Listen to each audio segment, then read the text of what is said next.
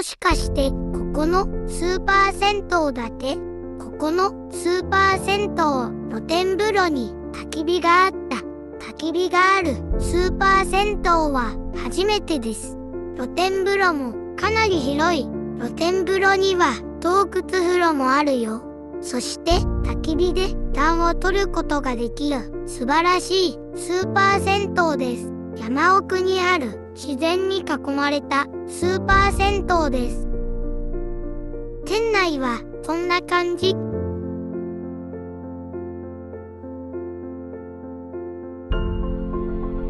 兵庫県三木市にあります。スーパー銭湯の名前は